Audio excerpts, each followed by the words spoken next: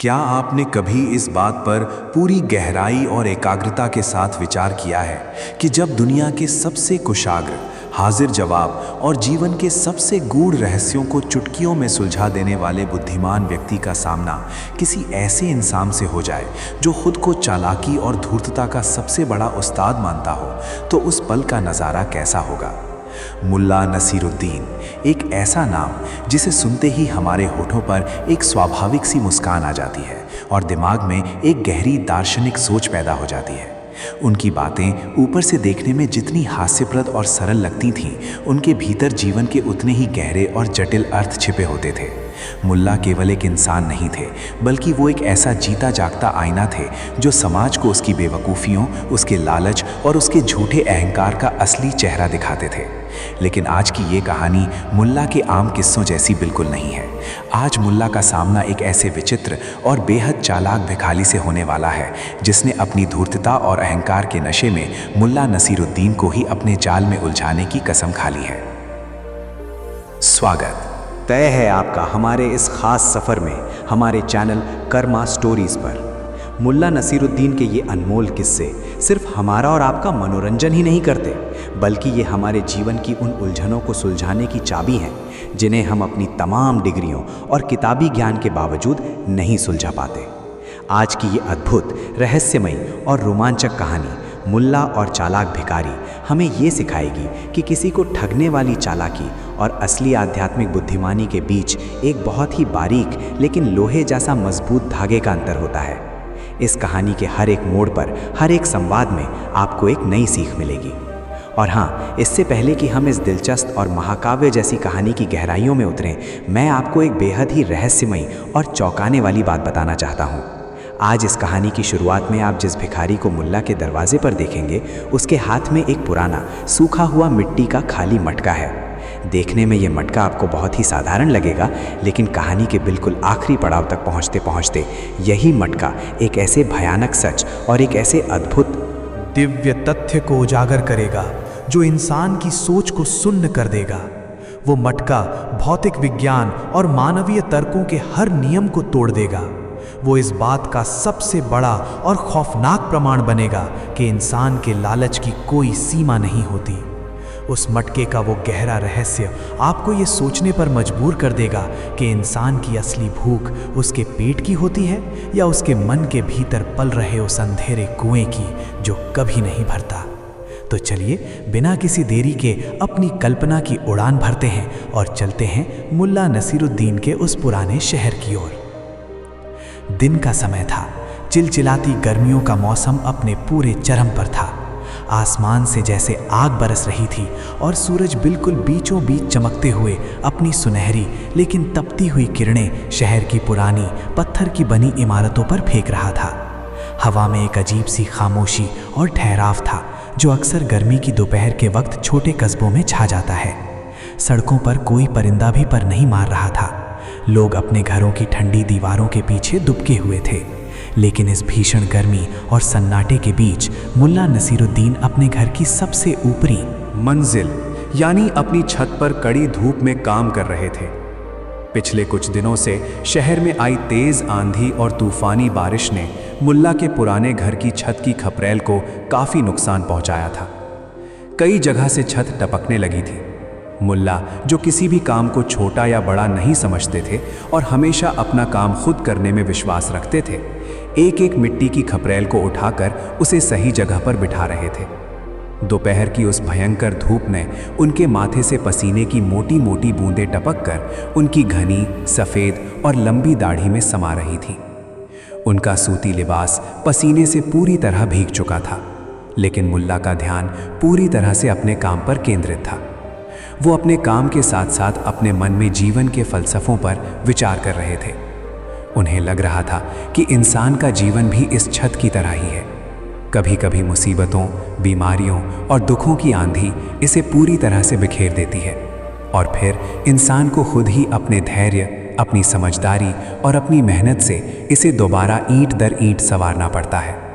कोई और आपकी छत को हमेशा के लिए नहीं सुधार सकता। मुल्ला इसी गहरे दार्शनिक चार में डूबे हुए थे कि तभी अचानक नीचे की सुनसान गली से एक आवाज़ आई। वो आवाज़ किसी आम राहगीर या गली में खेलने वाले किसी बच्चे की नहीं थी। उस आवाज़ में एक अजीब सा खिंचाव था, एक ऐसी पुकार थी जो सीधे मुल्ला के कानों से होते हुए उनके ध्यान को चीर गई। ओए ऊपर वाले! आवाज़ में एक तरह की खनक थी।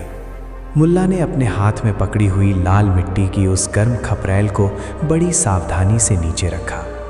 उन्होंने अपने चेहरे से पसीना पोंछा और छत की मुंडेर के पास आकर नीचे झांक कर देखा। नीचे की धूल भरी सड़क पर एक आदमी खड़ा था। मुल्ला ने अपनी आंखें सिकोड़कर उसे ध्यान से देखने की कोशिश की। उस आदमी के कपड़े फटे पुराने, जगह जगह से उधड़े हुए और बेहद मैले थे। उसके चेहरे पर हफ्तों की धूल जमी थी और उसके बाल किसी जंगली झाड़ी की तरह अस्त व्यस्त थे। पहली नज़र में देखने पर वो एक बेहद लाचार, भूखा और गरीब भिखारी लग रहा था, जिसे शायद कई दिनों से 2 वक्त की रोटी नसीब नहीं हुई थी। लेकिन मुल्ला नसीरुद्दीन की नज़रें किसी भी इंसान को सिर्फ उसके बाहरी आवरण या उसके कपड़ों से नहीं तौलती थीं। मुल्ला की आंखें तो ध्येय इंसान की आत्मा और उसकी नीयत को पढ़ने का हुनर रखती थी। मुल्ला ने बहुत ध्यान से देखा। उस भिखारी की आंखों में कोई लाचारी, कोई दुख या कोई पीड़ा नहीं थी, बल्कि उसकी आंखों में एक अजीब सी चमक थी, एक ऐसी धूर्तता और चतुराई जो उसके फटे पुराने कपड़ों से बिल्कुल भी मेल नहीं खा रही थी।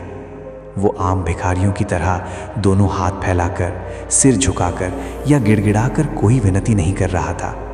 उसके खड़े होने के तरीके में, उसके पैरों की बनावट में एक अजीब सा आत्मविश्वास था, या यूं कहें कि एक तरह का झूठा अहंकार था। और सबसे रहस्यमयी बात यह थी कि उसके बाएं हाथ में एक पुराना, सूखा हुआ मिट्टी का खाली मटका था। उसने उस मटके को ऐसे पकड़ा हुआ था जैसे वो कोई मटका नहीं बल्कि किसी राजा का खजाना हो। उस भिखारी ने अपना सिर ऊपर उठाया। धूप की वजह से उसकी आंखें सिकुड़ी हुई थीं। उसने सीधे 3 मंजिल ऊपर खड़े मुल्ला की आंखों में देखा और अपने दाहिने हाथ के इशारे से उन्हें नीचे आने को कहा। उसने अपनी बात को समझाने के लिए कोई और शब्द नहीं बोला, बस अपने हाथ को इस तरह अहंकार से हिलाया जैसे कोई बड़ा मालिक अपने किसी छोटे नौकर को आदेश दे रहा हो कि अपना काम छोड़ो और तुरंत मेरे पास नीचे आओ।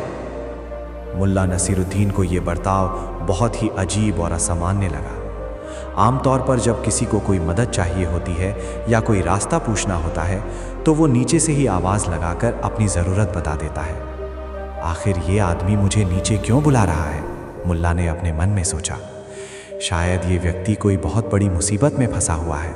शायद इसके परिवार का कोई सदस्य बीमार है और इसे तुरंत मेरी मदद की ज़रूरत है, या शायद इसे कोई ऐसी गुप्त बात कहनी है जो ये ज़ोर से चिल्लाकर पूरी गली को नहीं सुनाना चाहता।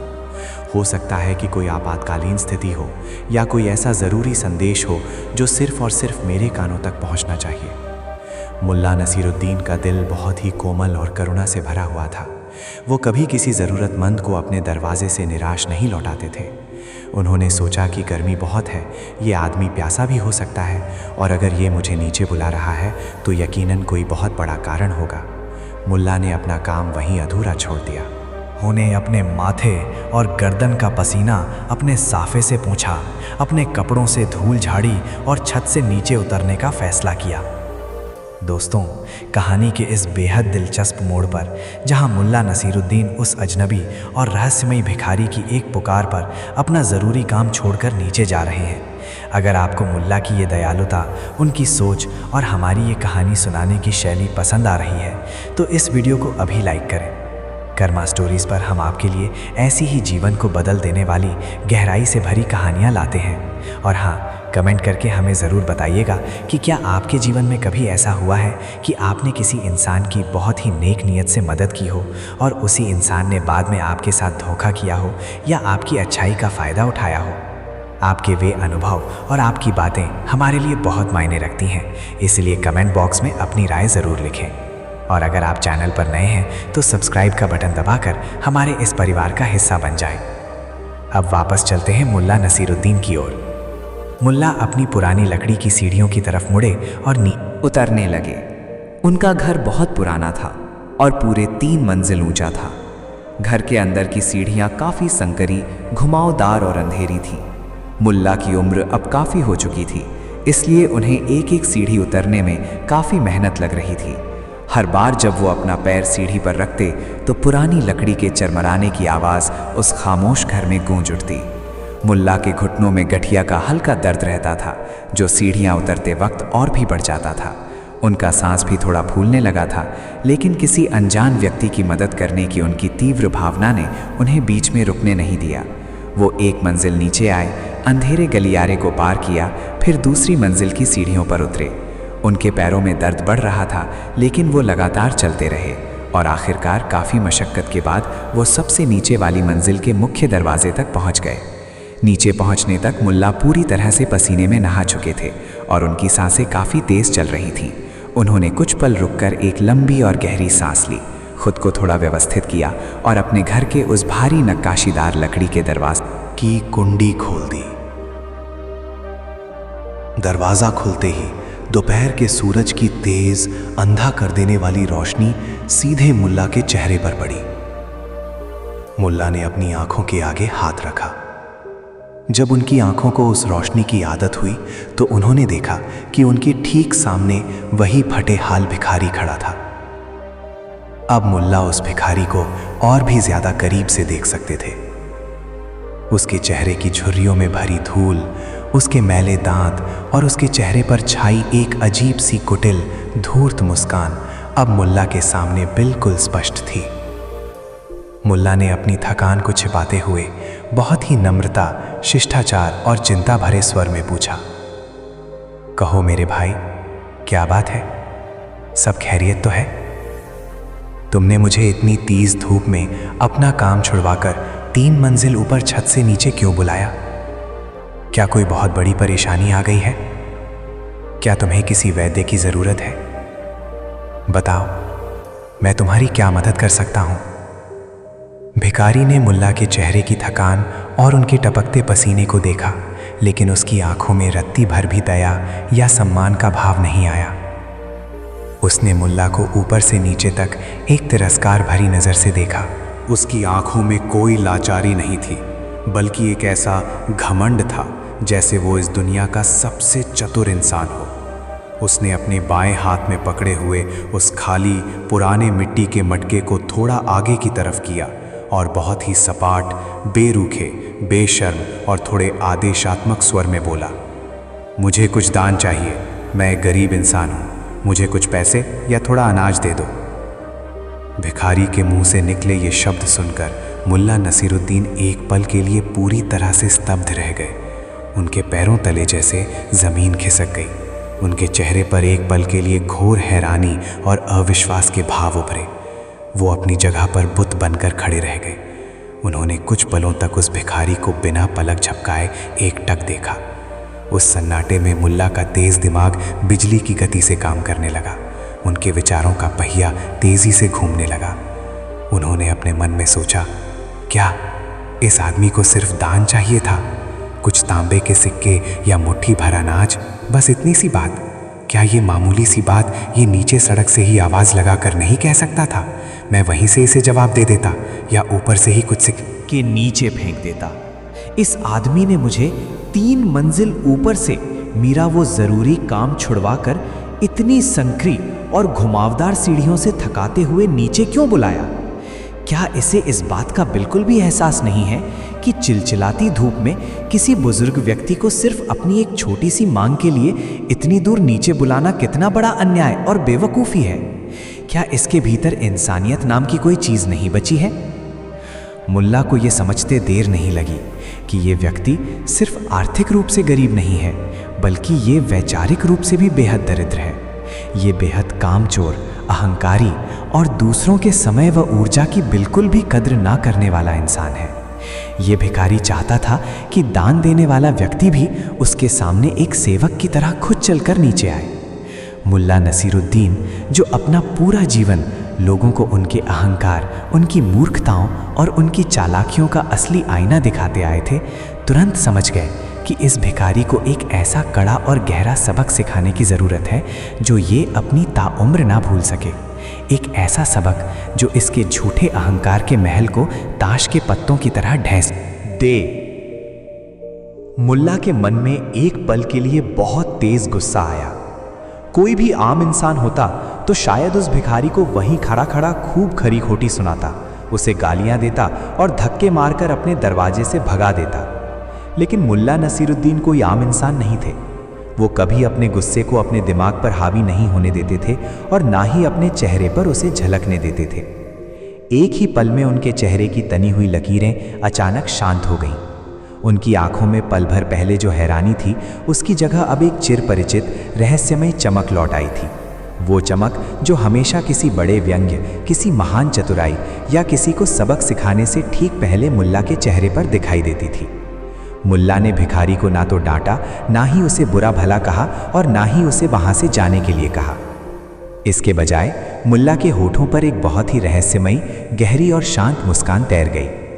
उन्होंने भिखारी की धूर्त आंखों में सीधा झांकते हुए देखा।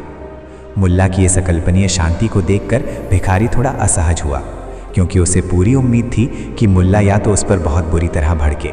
मुल्ला की इस शांत और स्थिर मुस्कान ने भिखारी के दिमाग में एक अजीब सा असमंजस पैदा कर दिया। मुल्ला ने अपने गले को साफ किया और बहुत ही मीठे, विनम्र और प्यार भरे स्वर में कहा, अच्छा तो मेरे भाई, तुम्हें दान चाहिए? तुमने ये बात पहले ही क्यों नहीं बताई? तुम तो खुदा के बंदे हो। भिखारी को लगा कि उसका तीर बिल्कुल सही निशाने पर जाकर लगा है।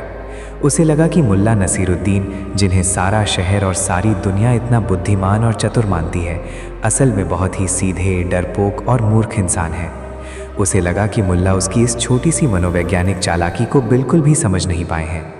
भिखारी का सीना गर्व और झूठे अहंकार से थोड़ा और चौड़ा हो गया। उसके चेहरे पर एक विजयी मुस्कान आ गई।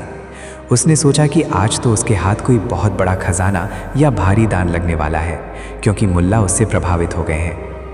मुल्ला ने अपने घर के मुख्य दरवाजे से एक कदम पीछे हटते हुए अपने दाहिने हाथ से घर के अंदर अंधेरी सीढ़ियों की तरफ बहुत ही आदरपूर्वक इशारा किया और उसी मीठे, सम्मोहक स्वर में कहा, बाहर बहुत तेज धूप है मेरे भाई, तुम बाहर क्यों खड़े हो?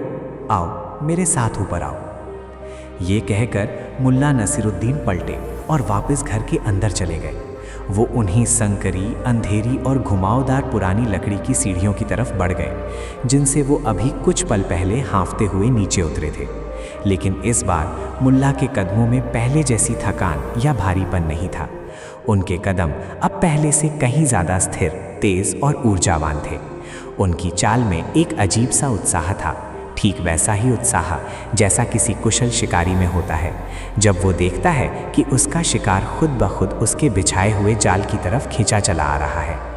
भिखारी एक पल के लिए दरवाजे की चौखट पर ठिठक कर खड़ा रह गया। उसने घर के अंदर झांका, जहां अंधेरी सीढ़ियां ऊपर की तरफ जा रही थीं। फिर उसने मुल्ला की चौड़ी पीठ को देखा, जो धीरे धीरे ऊपर की ओर बढ़ रही थी। भिखारी के मन में लालच के बड़े बड़े लड्डू फूटने लगे थे। उसके दिमाग ने तेजी से हिसाब लगाना शुरू कर दिया।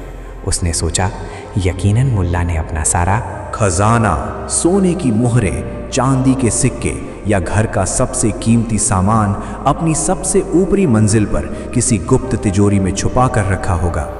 अगर वो मुझे नीचे सड़क पर ही कुछ दे देते तो शायद अपनी जेब से निकालकर 2-4 तांबे के मामूली सिक्के ही देते। लेकिन अब जब वो मुझे इतने आदर के साथ अपने घर के सबसे सुरक्षित और गुप्त हिस्से में ले जा रहे हैं, तो यकीनन आज मुझे कुछ बहुत बड़ा, कुछ ऐसा मिलने वाला है जो मेरी जिंदगी बदल देगा। यही सोचकर भिखारी ने अपने हाथ में पकड़े उस खाली मिट्टी के मटके को अपनी छाती से और भी ज़्यादा मजबूती से लगा लिया। वो मटका जो सिर्फ एक बर्तन नहीं था, बल्कि उसके असीम लालच, उसकी भुखमरी और उसकी धूर्तता का सबसे बड़ा प्रतीक था। भिखारी के मैले चेहरे पर एक भयानक लालची और स्वार्थी मुस्कान आ गई और उसने बिना एक भी पल की देरी किए मुल्ला नसीरुद्दीन के पीछे पीछे उन चरमराती सीढ़ियों पर अपने कदम बढ़ा दिए। उसे इस बात का रत्ती भर भी अंदाज़ा नहीं था कि वो किसी खजाने की तरफ नहीं बढ़ रहा है, बल्कि वो मुल्ला नसीरुद्दीन के द्वारा रचे गए एक ऐसे अभेद्य मानसिक चक्रव्यूह में प्रवेश कर रहा है जहां से बाहर निकलना असंभव है। एक ऐसा चक्रव्यूह जहां उसका सारा अहंकार, उसकी सारी चालाकी और उसका असीमित लालच पूरी तरह से टूटकर, बिखर कर खाक होने वाला है। सीढ़ियों का वो सफ़र सिर्फ एक मंजिल से दूसरी मंजिल तक का कोई साधारण भौतिक सफ़र नहीं था, बल्कि वो एक इंसान के असीम अहंकार और एक सूफी फ़कीर की अनंत बुद्धिमानी के बीच होने वाली उस महान और ऐतिहासिक टक्कर की शुरुआत थी, जिसका अंजाम हमेशा हमेशा के लिए वक्त के पन्नों में दर्ज होने वाला था। मुल्ला नसीरुद्दीन आगे आगे शांत कदमों से चल रहे थे और वो चालाक भिखारी अपने खाली मटके और अपने भरे हुए लालच के साथ उनके पीछे पीछे। हर एक सीढ़ी पर चढ़ने के साथ भिखारी के मन का लालच और भी विशाल होता जा रहा था और हर एक सीढ़ी के साथ मुल्ला नसीरुद्दीन की वो अदृश्य योजना और भी ज़्यादा गहरी और भी ज़्यादा मारक होती जा रही थी। घर के उस शांत वातावरण में सिर्फ दो ही आवाज़ें गूंज रही थी, एक सीढ़ियों के चरमराने की और दूसरी भिखारी की तेज होती लालची सांसों की। और इसी के साथ शुरू होता है इस कहानी का वो अगला चरण जहां इंसान की बुद्धि देखिए कि सबसे बड़ी परीक्षा होने वाली है। क्या मुल्ला उस भिखारी को सच में कोई खजाना देंगे, या फिर भिखारी के साथ कुछ ऐसा होने वाला है जिसकी उसने अपने सबसे भयानक सपने में भी कल्पना नहीं की होगी। सीढ़ियों के इस सफ़र का अंत क्या होगा, ये सब जानेंगे हम इस कहानी के अगले हिस्से में। जुड़े रहिए कर्मा स्टोरीज के साथ, क्योंकि असली खेल तो बस अभी शुरू ही हुआ है। सीढ़ियों का वो घुमावदार रास्ता किसी गहरे कुएं की तरह लग रहा था, जिसमें उतरने के बजाय दोनों इंसान ऊपर की तरफ चढ़ रहे थे।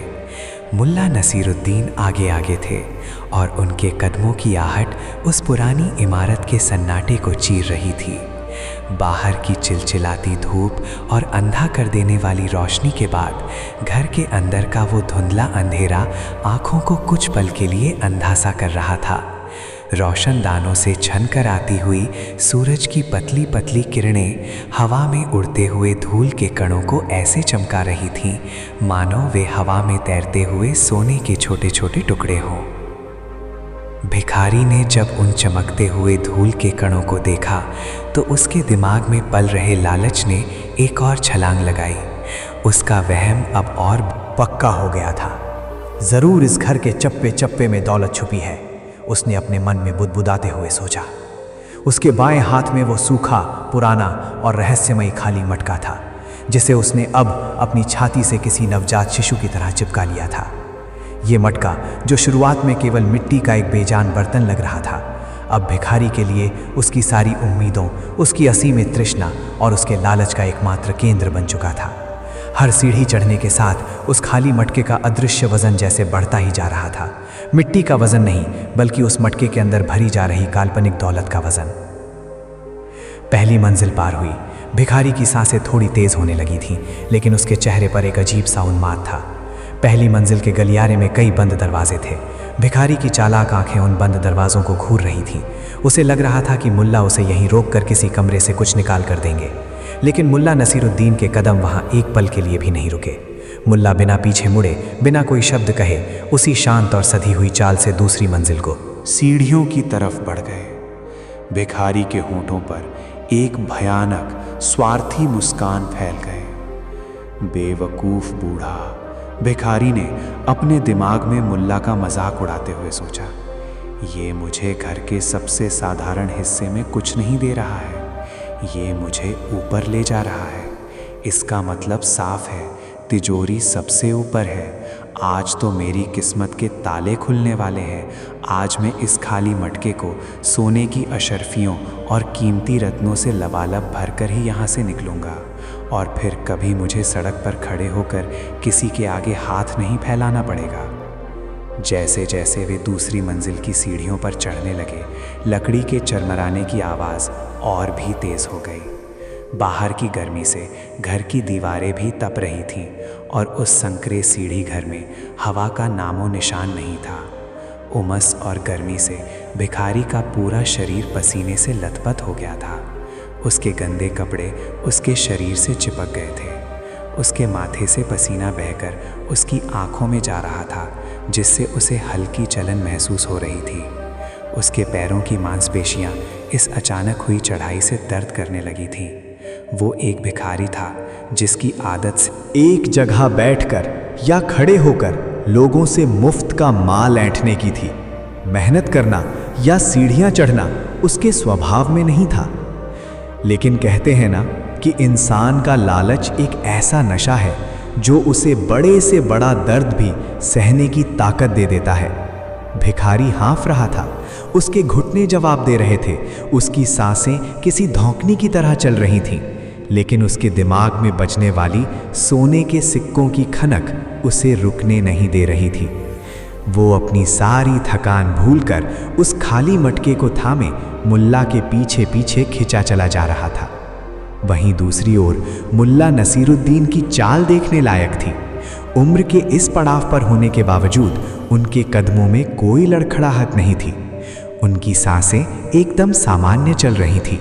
मुल्ला का मन शांत था, और जिसका मन शांत होता है उसका शरीर कभी जल्दी नहीं थकता। मुल्ला एक शिक्षक थे, और आज वो कोई गणित या विज्ञान का पाठ नहीं बल्कि जीवन का सबसे कठोर पाठ पढ़ाने जा रहे थे। मुल्ला अच्छी तरह जानते थे कि उनके पीछे चल रहे उस लालची इंसान के दिमाग में क्या उथल पुथल मच रही होगी। वो उसके भारी होते कदमों और तेज होती सांसों की आवाज़ सुन सकते थे। मुल्ला को पता था कि वो भिखारी एक मृग तृष्णा यानी इल्यूजन के पीछे भाग रहा है, एक ऐसे महल की तरफ दौड़ रहा है जिसकी कोई नींव ही नहीं है। दोस्तों, इससे पहले कि हम मुल्ला और उस भिखारी के साथ घर की सबसे ऊपरी मंजिल यानी छत तक पहुँचे, ज़रा एक पल के लिए रुकिए और सोचिए, क्या हमारे और आपके जीवन में भी कई बार ऐसा नहीं होता? हम भी अक्सर बिना सोचे समझे किसी ऐसे खाली मटके को लेकर किसी ऐसी मंजिल की तरफ दौड़ पड़ते हैं जहां असल में कुछ होता ही नहीं है। हम अपने अहंकार और लालच में इतने अंधे हो जाते हैं कि हमें सही और गलत, सच और झूठ का फ़र्क ही नज़र नहीं आता। अगर आपको लगता है कि मुल्ला नसीरुद्दीन का ये मौन तरीका दुनिया के किसी भी भाषण से ज़्यादा असरदार है, तो इस कहानी को अभी अपने प्रियजनों के साथ शेयर करें। वीडियो को लाइक करना ना भूलें और कमेंट में बताएं कि क्या आपने कभी किसी ऐसे इंसान को देखा है जो अपने लालच में इतना अंधा हो गया हो कि उसे सामने खड़ी सच्चाई ही दिखाई ना दे। आपके विचार इस कर्मा स्टोरीज परिवार को और भी गहरा बनाते हैं। अब वापस चलते हैं उन चरमराती सीढ़ियों पर जहां एक बहुत बड़ा धमाका होने वाला है। अंततः सीढ़ियों का वो लंबा और थका देने वाला सफर खत्म हुआ। मुल्ला नसीरुद्दीन सबसे ऊपरी मंजिल तक पहुंच गए थे।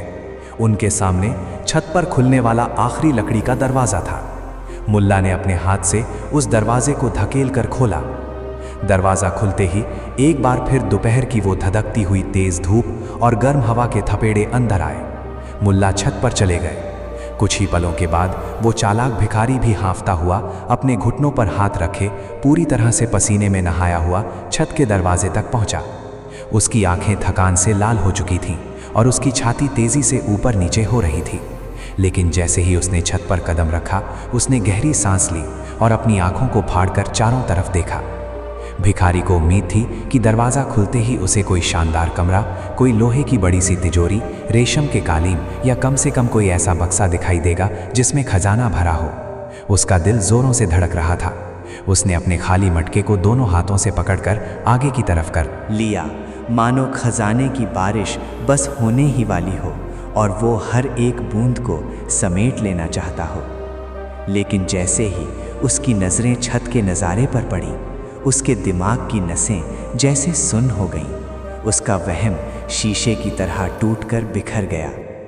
छत पर कोई तिजोरी नहीं थी, कोई कालीन नहीं था, कोई खजाना नहीं था। वहाँ सिर्फ और सिर्फ दोपहर की चिलचिलाती धूप, टूटी हुई लाल मिट्टी की खपरेलें, कुछ पुरानी लकड़ियाँ, मुल्ला के काम करने के कुछ मामूली औजार और धूल का साम्राज्य था। छत का वो हिस्सा जहाँ मुल्ला कुछ देर पहले मरम्मत कर रहे थे, वैसे का वैसा ही पड़ा था। भिखारी की समझ में कुछ नहीं आ रहा था। उसने मुल्ला नसीरुद्दीन की तरफ देखा। मुल्ला नसीरुद्दीन छत के बिल्कुल बीचों बीच खड़े थे। उनके चेहरे पर वही अलौकिक शांति और वही रहस्यमयी मुस्कान थी जो नीचे दरवाजे पर थी। उनके हाव भाव में रत्ती भर भी बदलाव नहीं आया था। उन्होंने अपने दोनों हाथ अपनी पीठ के पीछे बांध रखे थे और वो बड़ी ही स्थिरता के साथ उस पसीने से तरबतर, हाफते और हैरान परेशान भिखारी की आंखों में देख रहे थे। भिखारी ने अपनी कांपती हुई आवाज़, जोर और उखड़ती हुई सांसों के साथ अपने हाथ के उस खाली मटके को मुल्ला की तरफ बढ़ाते हुए कहा, यहाँ क्या है? आप मुझे यहाँ ऊपर क्यों लाए? मेरा दान कहाँ है? मेरी वो दौलत कहाँ है जिसके लिए आपने मुझे इतनी दूर, इतनी ऊंचाई तक चढ़ने पर मजबूर किया? लाओ, जल्दी से इसमें जो डालना है डालो, मुझे जाना है। उसकी आवाज़ में अब वो पहले वाला अहंकार नहीं था, बल्कि एक अजीब सी बौखलाहट और डर था। उसे समझ में आने लगा था कि कुछ तो बहुत गलत हो गया है। मुल्ला नसीरुद्दीन अपनी जगह से 1 इंच भी नहीं हिले। हवा का एक गर्म झोंका आया जिसने मुल्ला की सफ़ेद दाढ़ी को हल्का सा उड़ाया। मुल्ला ने अपनी आंखें भिखारी की आंखों में गड़ाईं। उन आंखों में कोई गुस्सा नहीं था, कोई नफ़रत नहीं थी, बल्कि एक ऐसी करुणा और ऐसी सच्चाई थी जो तलवार की धार से भी ज़्यादा तेज़ थी। मुल्ला ने बहुत ही कोमल, शांत और स्पष्ट आवाज़ में, जिसमें एक भी शब्द का कंपन नहीं था, कहा, मेरे भाई, मेरे पास तुम्हें देने के लिए कुछ भी नहीं है। ये चंद शब्द उस खामोश और तपती हुई छत पर किसी भयंकर बिजली की तरह गिरे। क्या? भिखारी के मुंह से बस इतना ही निकला। उसके हाथों की पकड़ उस खाली मटके पर ढीली पड़ने लगी। उसके पैरों तले से जैसे वो गर्म छत पूरी तरह खिसक गई। मेरे पास तुम्हें देने के लिए कुछ नहीं है, मुल्ला ने अपनी बात को फिर से दोहराया। इस बार उनके स्वर में एक अजीब सी गहराई थी। ना मेरे पास पैसा है, ना अनाज और ना ही कोई खजाना। ये छत उतनी ही खाली है जितना तुम्हारे हाथ का वो मटका। भिखारी का दिमाग काम करना बंद कर चुका था। 3 मंजिल की वो थका देने वाली चढ़ाई, पसीने से लथपथ उसका शरीर, उसके घुटनों का दर्द और सबसे बढ़कर उसके मन में बना हुआ वो सोने का काल्पनिक महल, सब कुछ एक ही झटके में राख के ढेर में तब्दील हो चुका था। वो सिर्फ एक खाली मटका लिए तपती धूप में एक खाली छत पर खड़ा था। सन्नाटा छा गया, सिर्फ हवा के चलने की आवाज़ आ रही थी। मुल्ला और वो भिखारी आमने सामने खड़े थे। एक तरफ वो इंसान था जिसने अपनी लालच और चालाकी का जाल बुना था, और दूसरी तरफ वो सूफी फ़कीर था जिसने उस जाल को उसी के गले का फंदा बना दिया था। लेकिन क्या ये कहानी यहीं ख़त्म हो गई? क्या एक चालाक और धूर्त इंसान जो खुद को दुनिया का सबसे चतुर व्यक्ति समझता हो, अपनी इस हार को इतनी आसानी से स्वीकार कर लेगा? नहीं, जब इंसान का अहंकार टूटता है तो वो सबसे पहले क्रोध में बदलता है। भिखारी की आंखों में छाई हैरानी अब एक भयंकर और खूंखार गुस्से में बदलने लगी थी। उसकी मुट्ठियां कस गईं, उसके दांत पीसने लगे और उसने मुल्ला नसीरुद्दीन को एक ऐसी नज़र से देखा जैसे वो उन्हें कच्चा चबा जाना चाहता हो। अब वो भिखारी क्या करेगा? क्या वो मुल्ला पर हमला करेगा? क्या वो अपना वो खाली मटका मुल्ला के सिर पर दे मारेगा? या वो मुल्ला को फंसाने के लिए कोई और नई, इससे भी ज़्यादा खतरनाक चाल चलेगा? और वो खाली मटका जिसका रहस्य अभी तक पूरी तरह से खुला नहीं है, वो इस कहानी में आगे क्या तबाही मचाने वाला है, ये सब जानेंगे हम इस कहानी के अगले हिस्से में, जहां बुद्धि की ये टक्कर एक नए और बेहद ख़तरनाक मोड़ पर पहुंचने वाली है। कहानी का अगला हिस्सा सिर्फ एक कहानी नहीं, बल्कि शब्दों और चालाकी का एक ऐसा कुरुक्षेत्र होगा जहां मुल्ला को अपनी बुद्धिमानी का सबसे बड़ा प्रमाण देना होगा। बने रहिए कर्मा स्टोरीज पर, क्योंकि तूफान अभी थमा नहीं है, असली बवंडर तो अब आने वाला है। छत पर पसरा हुआ वो सन्नाटा इतना गहरा और भारी था कि उसे किसी धारदार चाकू से भी नहीं काटा जा सकता था। दोपहर की उस भयंकर और चिलचिलाती धूप में, जहां हवा का एक झोंका भी आग की लपट जैसा महसूस हो रहा था, उस भिखारी के शरीर का खून जैसे जम सा गया था। मुल्ला नसीरुद्दीन के वे चंद शब्द, मेरे पास तुम्हें देने के लिए कुछ भी नहीं है, उस भिखारी के कानों में किसी विशाल मंदिर के भारी घंटे की तरह बार बार गूंज रहे थे।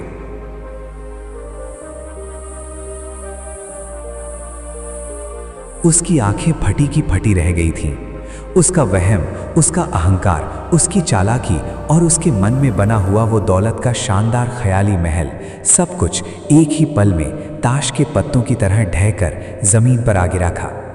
वो अपने बाएं हाथ में उस पुराने सूखे हुए खाली मटके को पकड़े हुए था, लेकिन अब उस मटके का बोझ उसे किसी पहाड़ जितना भारी लग रहा था। उसकी सांसें किसी लोहार की धौंकनी की तरह तेजी से चल रही थीं। उसके पूरे शरीर से पसीना बहकर उसकी फटी हुई कमीज को भिगो रहा था और उसके घुटनों में 3 मंजिल की उस थका देने वाली चढ़ाई ई का दर्द चींटियों के काटने जैसा महसूस हो रहा था। इंसान जब अपने बुने हुए लालच के जाल में खुद ही फंस जाता है तो उसका पहला भाव हैरानी का होता है और दूसरा भाव एक भयंकर, खूंखार और बेलगाम क्रोध का। भिखारी के साथ भी ठीक ऐसा ही हो रहा था। उसकी हैरानी अब एक ज्वालामुखी की तरह फटने को तैयार थी। उसके नथुने गुस्से से फूलने लगे थे। उसके मैले दांत आपस में किटकिटाने लगे थे। उसने अपने हाथ में पकड़े उस खाली मटके को इतनी जोर से भींच लिया कि उसकी उंगलियों के जोड़ सफेद पड़ गए। अगर वो मटका थोड़ा और कमजोर होता तो शायद उसी पल टूटकर बिखर जाता। क्या बकवास कर रहे हो तुम? भिखारी अचानक से लगभग चीखते हुए बोला। उसकी आवाज में अब कोई बनावटी विनम्रता या कोई लाचारी नहीं थी। उसकी आवाज एक ऐसे घायल जानवर की तरह थी जिसे जाल में फंसा लिया गया हो। तुम्हारा दिमाग तो खराब नहीं हो गया है ए बूढ़े? तुम पागल तो नहीं हो गए हो? मुल्ला नसीरुद्दीन अपनी जगह पर एक पत्थर की मूर्ति की तरह शांत और अडिग खड़े थे। उनके चेहरे की लकीरों पर कोई तनाव नहीं था। उनकी आंखों में वही असीम शांति और वही रहस्यमयी मुस्कान थी जिसने उस भिखारी को नीचे दरवाजे पर भ्रमित किया था। मुल्ला ने उसके अपमानजनक शब्दों का कोई बुरा नहीं माना। वो चुपचाप उसकी बौखलाहट का तमाशा देख रहे थे। भिखारी ने एक कदम आगे बढ़ाया। उसका पूरा शरीर गुस्से से कांप रहा था। वो अपने हाथों को हवा में झटकते हुए और मुल्ला की आंखों में घूरते हुए बोला, अगर तुम्हारे पास मुझे देने के लिए फूटी कौड़ी भी नहीं थी, अगर तुम इतने ही कंगाल हो, अगर तुम्हारी ये छत तुम्हारे इस दिमाग की तरह ही बिल्कुल खाली पड़ी है, तो तुमने मुझे नीचे दरवाजे से ऊपर क्यों बुलाया? तुमने मुझे उस भयंकर गर्मी से निकालकर इस अंधेरे और घुटन भरे घर की उन भयानक, घुमावदार और चरमराती हुई सीढ़ियों पर चढ़ने के लिए मजबूर क्यों किया? क्या तुम्हें अंदाज़ा भी है कि मेरे पैरों में कितना दर्द हो रहा है? क्या तुम देख नहीं रहे हो कि मेरा पूरा शरीर पसीने से नहाया हुआ है? मेरी सांसें उखड़ रही हैं। तुमने मेरा समय, मेरी ऊर्जा और मेरी मेहनत क्यों बर्बाद की? क्या तुम्हें लोगों को इस तरह तड़पाने और बेवकूफ़ बनाने में कोई विकृत मज़ा आता है? भिखारी के शब्द उस शांत छत पर किसी हथौड़े की तरह वार कर रहे थे। वो अपनी पूरी ताकत लगाकर मुल्ला को ये एहसास दिलाना चाहता था कि मुल्ला ने उसके साथ कितना बड़ा अन्याय किया है। वो चाहता था कि मुल्ला ग्लानि से भर जाए, उनसे माफ़ी मांगे और शायद अपने इस बुरे बर्ताव की भरपाई के लिए उसे सच में कुछ पैसे दे दे।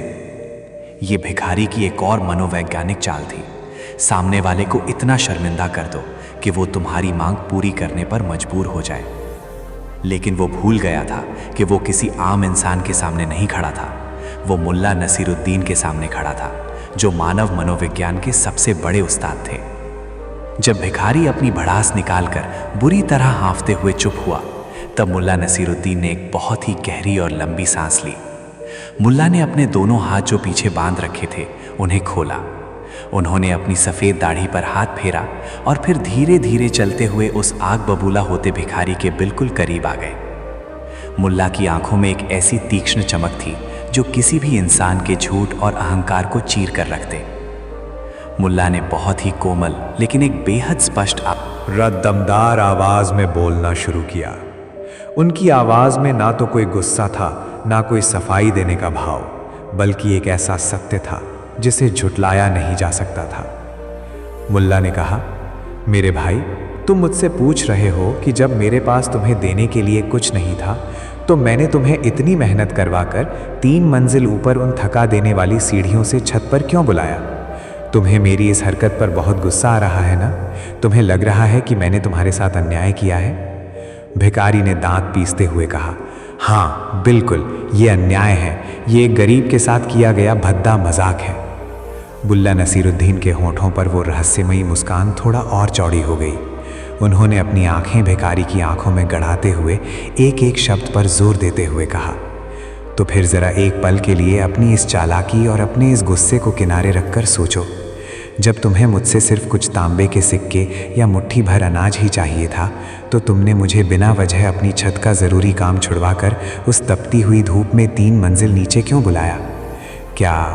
तुम्हारी आवाज़ में इतनी ताकत नहीं थी कि तुम नीचे सड़क से ही मुझे पुकार कर अपनी बात कह सकते?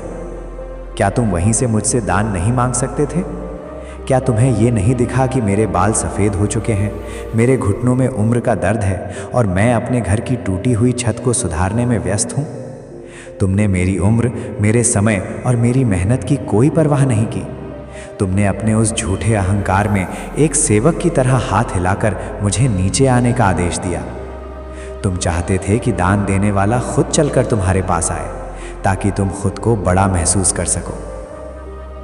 मुल्ला के इन शब्दों ने भिखारी के दिमाग पर किसी लोहे की रॉड की तरह प्रहार किया। मुल्ला रुके नहीं, उन्होंने आगे कहा, तुमने अपनी सहूलियत और अपने अहंकार के लिए एक बूढ़े इंसान को 3 मंजिल नीचे उतरने पर मजबूर किया। तुम्हें तब मेरा दर्द, मेरी थकान और मेरी सांसें फूलना नहीं दिखा, तो फिर मुझे तुम्हारा दर्द क्यों दिखना चाहिए? जैसे तुमने अपनी बात कहने के लिए मुझे बिना किसी वजह के नीचे बुलाया था, ठीक उसी तरह अपना जवाब देने के लिए मैंने तुम्हें बुला लिया। हिसाब बराबर हो गया मेरे भाई। तुमने मुझे अपनी धृष्टता की सीढ़ियां उतरवाई, मैंने तुम्हें तुम्हारे ही लालच की सीढ़ियां चढ़वा दी। दोस्तों, इससे पहले कि हम इस कहानी के सबसे रोमांचक और अद्भुत क्षण में आगे बढ़ें, मैं आपसे एक बात पूछना चाहता हूँ। क्या मुल्ला नसीरुद्दीन का ये जवाब आपको दिल के किसी गहरे कोने तक छू नहीं गया? क्या हमारे समाज में आज भी ऐसे लोग नहीं हैं जो अपने छोटे से फायदे के लिए, अपने अहंकार की तुष्टि के लिए दूसरों के समय, दूसरों की मेहनत और दूसरों की उम्र का ज़रा भी सम्मान नहीं करते? हम सब ने अपनी ज़िंदगी में कभी ना कभी ऐसे चालाक और स्वार्थी लोगों का सामना ज़रूर किया होगा। अगर मुल्ला नसीरुद्दीन की इस बेबाक बुद्धिमानी और उनके इस करारे जवाब ने आपके चेहरे पर एक मुस्कान ला दी है, तो इस वीडियो को तुरंत लाइक करें। आपका एक लाइक हमें ऐसी ही गहरी और अर्थपूर्ण कहानियाँ ढूंढ कर लाने की प्रेरणा देता है। और हाँ, कमेंट करके हमें ये ज़रूर बताएं कि अगर आप मुल्ला नसीरुद्दीन की जगह होते तो उस अहंकारी भिखारी को क्या सबक सिखाते? क्या आप उसे पैसे देते? क्या आप उसे एक मुल्ला की तरह ही उसे उसी की भाषा में जवाब देते? अपने विचार कमेंट बॉक्स में ज़रूर साझा करें और हमारे कर्मा स्टोरीज परिवार का हिस्सा बनने के लिए चैनल को सब्सक्राइब करना ना भूलें। अब वापस लौटते हैं उस तपती हुई छत पर। मुल्ला नसीरुद्दीन के वे आखिरी शब्द, तुमने मुझे अपनी धृष्टता की सीढ़ियाँ उतरवाई, मैंने तुम्हें तुम्हारे ही लालच की सीढ़ियाँ चढ़वा दी। हवा में किसी अचूक तीर की तरह तैर रहे थे। भिखारी पूरी तरह से अवाक रह गया, उसका मुंह खुला का खुला रह गया था। उसके दिमाग में जो गालियों और तर्कों का तूफान उबल रहा था, वो एक ही झटके में शांत हो गया। वो कुछ बोलना चाहता था, लेकिन उसके गले से कोई आवाज़ नहीं निकल रही थी। मुल्ला का तर्क इतना सटीक, इतना अकाट्य और इतना पारदर्शी था कि उसके खिलाफ कुछ भी बोलना अपनी ही मूर्खता को और बड़ा साबित करने जैसा था। भिखारी को अपने जीवन में पहली बार एक ऐसे इंसान का सामना करना पड़ा था जिसने उसकी चालाकी को उसी के चेहरे पर दे मारा था। वो जो खुद को ठगी और धूर्तता का बादशाह समझता था, आज एक सीधे साधे सूफी के सामने पूरी तरह से नंगा पड़ गया था। डरा था। उसका अहंकार उस खाली मटके की तरह ही खोखला साबित हो चुका था। उसने मुल्ला की तरफ एक आखिरी बार देखा। उन आंखों में अब गुस्सा नहीं था, बल्कि एक गहरी हार की खींच थी। एक ऐसा अपमान था जिसे वो खून के घूंट की तरह पी रहा था। उसने बिना एक भी शब्द कहे अपना मुंह मोड़ा और भारी कदमों से छत के दरवाजे की तरफ बढ़ गया। जब वो नीचे उतरने के लिए उन अंधेरी सीढ़ियों पर वापस गया, तो हर एक सीढ़ी उतरते समय उसके कानों में मुल्ला के वही शब्द गूंज रहे थे। उतरते समय सीढ़ियों की चरमराने की आवाज़ अब उसे मुल्ला की हंसी जैसी लग रही थी, जो उसके अहंकार का मजाक उड़ा रही थी। वो जिस लालच और उम्मीद के साथ हवा में उड़ता हुआ ऊपर आया था, अब वो एक हारे हुए, अपमानित और थके हुए इंसान की तरह ज़मीन पर रेंगता हुआ नीचे जा रहा था। उसका शरीर तो थक ही चुका था, लेकिन आज उसकी वो चालाक बुद्धि भी बुरी तरह थक चुकी थी। घर से बाहर निकलकर वो फिर से उसी चिलचिलाती धूप वाली सड़क पर आ गया। उसने पलटकर 3 मंजिल ऊपर उस छत की तरफ देखा। मुल्ला नसीरुद्दीन फिर से अपने काम में लग गए थे, जैसे कुछ हुआ ही ना हो। मुल्ला के लिए ये एक छोटा सा सबक था, लेकिन उस भिखारी के लिए ये उसके जीवन का सबसे बड़ा अपमान था। सड़क पर खड़े खड़े उस भिखारी के अंदर का वो सोया हुआ सांप फिर से फुफकारने लगा। वो हार मानने वालों में से नहीं था। ये बूढ़ा खुद को बहुत चतुर समझता है, भिखारी ने अपने दांत पीसते हुए मन ही मन सोचा। इसने आज मेरे शरीर को थकाया है और मेरी बुद्धि का अपमान किया है, लेकिन ये खेल अभी ख़त्म नहीं हुआ है। मुल्ला नसीरुद्दीन, तुमने मेरे लालच को चुनौती दी है, लेकिन अब मैं तुम्हारी उस बुद्धिमानी को चुनौती दूंगा जिसके लिए तुम पूरे शहर में मशहूर हो। भिखारी ने अपने बाएं हाथ में पकड़े उस पुराने मिट्टी के मटकी को अपनी आंखों के सामने किया। उसने उस मटकी के सूखेपन को, उसके खालीपन को बहुत ध्यान से देखा। अचानक उसकी कुटिल आंखों में एक नई और भी ज़्यादा खतरनाक चमक आ गई। उसके चेहरे पर फैली हुई अपमान की कालिख की जगह एक बेहद खौफनाक और शैतानी मुस्कान ने ले ली। उस खाली मटके को देखते हुए उसके दिमाग में एक ऐसी चाल जन्म ले रही थी जो सीढ़ियों वाली चाल से 1000 गुना ज़्यादा गहरी थी। वो समझ गया था कि मुल्ला नसीरुद्दीन को शारीरिक मेहनत या साधारण लालच से नहीं हराया जा सकता। मुल्ला को हराने के लिए उन्हें शब्दों के जाल में उलझाना होगा, एक ऐसा मानसिक और दार्शनिक जाल जिसमें अगर मुल्ला हाँ कहें तो भी हारे और ना कहें तो भी हारे। मैं वापस आऊँगा, भिखारी ने उस खाली मटके पर अपनी उंगलियां फेरते हुए बुदबुदाया। कल मैं फिर इसी दरवाजे पर आऊँगा, लेकिन कल मैं कोई साधारण दान नहीं मांगूंगा। कल मैं इस मटके का इस्तेमाल एक ऐसे हथियार की तरह करूंगा जिसका कोई जवाब इस बूढ़े मुल्ला के पास नहीं होगा। कल मैं इसके शब्दों को ही इसके खिलाफ इस्तेमाल करूंगा। कल मैं देखूंगा कि ये मुल्ला अपनी उस महान बुद्धिमानी से कैसे इस खाली मटके को भरता है। भिखारी ने अपने फटे हुए कपड़ों को ठीक किया, अपने मटके को वापस अपनी छाती से लगाया और धूल भरी सड़क पर आगे बढ़ गया। उसकी चाल में अब एक नई ऊर्जा थी, बदले की ऊर्जा। और इसी के साथ इस कहानी का वो मंच सज चुका था जहां बुद्धि और धूर्तता का सबसे बड़ा महासंग्राम होने वाला था। अगले दिन जो होने वाला था वो सिर्फ एक मुल्ला और एक भिखारी के बीच की बात नहीं थी कि वो एक ऐसा दार्शनिक युद्ध होने वाला था जो ये तय करने वाला था कि क्या इंसान की चालाकी सच में दुनिया की सबसे बड़ी ताकत है। भिखारी की वो नई चाल क्या है, वो इस साधारण से खाली मटके का इस्तेमाल मुल्ला को फंसाने के लिए कैसे करेगा। मुल्ला नसीरुद्दीन के सामने अब कौन सी नई चुनौती आने वाली है, ये सब हम जानेंगे इस कहानी के अगले हिस्से में, जहां शब्दों के तीर चलेंगे और बुद्धि की ढाल उनका सामना करेगी। जुड़े रहिए कर्मा स्टोरीज के साथ, क्योंकि असली पहेली तो अब शुरू होने वाली है। कहानी का अगला हिस्सा आपको ये सोचने पर मजबूर कर देगा कि क्या सच में मुल्ला इस बार हार जाएंगे।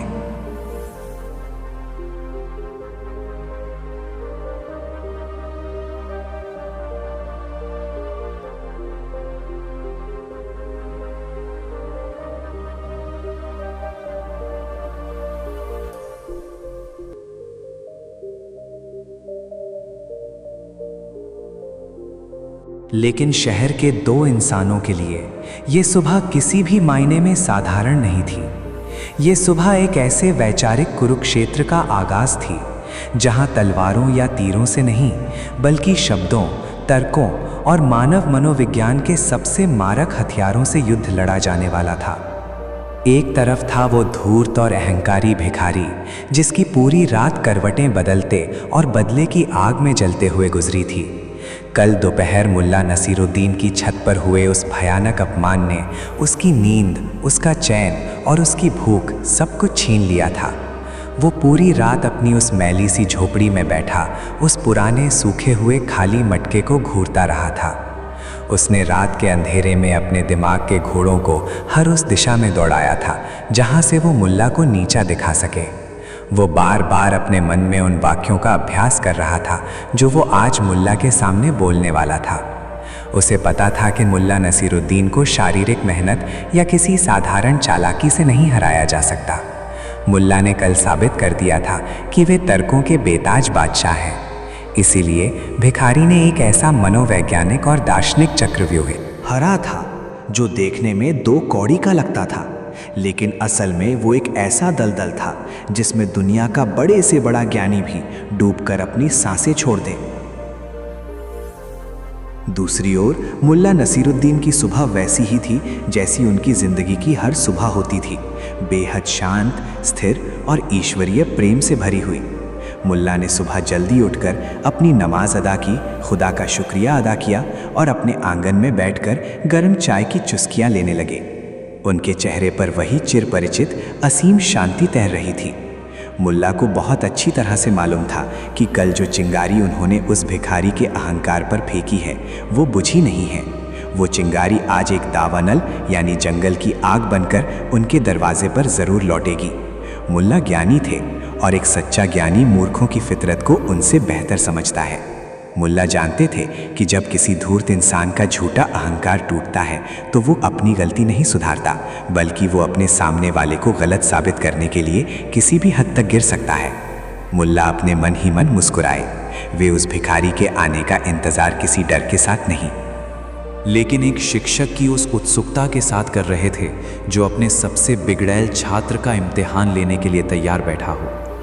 सूरज जैसे जैसे आसमान की सीढ़ियां चढ़ने लगा, शहर की सड़कों पर चहल पहल शुरू हो गई और तभी उस धूल भरी सड़क के मोड़ से वो भिखारी प्रकट हुआ।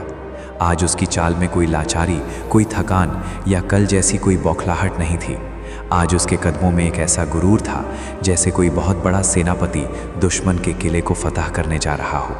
उसने अपने फटे हुए कपड़ों को इस तरह पहना हुआ था जैसे वे कोई शाही लिबास हों, और उसके बाएं हाथ में वही पुराना सूखा हुआ रहस्यमयी मिट्टी का मटका था। लेकिन आज वो मटका सिर्फ एक बर्तन नहीं था, आज वो मटका भिखारी का सबसे बड़ा हथियार था। भिखारी सीधे मुल्ला नसीरुद्दीन के घर के दरवाजे पर पहुंचा। उसने इस बार नीचे से आवाज़ नहीं लगाई। उसने अपनी मुट्ठी भींची और मुल्ला के उस पुराने नक्काशीदार लकड़ी के दरवाजे पर पूरी ताकत से, बेहद अक्खड़पन और बदतमीज़ी के साथ 3 बार ज़ोर ज़ोर से प्रहार किया। खट खट खट।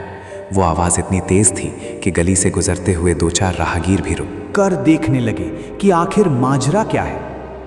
कुछ ही पलों के बाद अंदर से कदमों की आहट आई। दरवाजे की भारी लोहे की कुंडी खुलने की आवाज़ हुई और दरवाज़ा धीरे से खुला। सामने मुल्ला नसीरुद्दीन खड़े थे। मुल्ला के चेहरे पर कोई हैरानी नहीं थी। उन्होंने भिखारी को ऐसे देखा जैसे वे उसी का इंतज़ार कर रहे हों।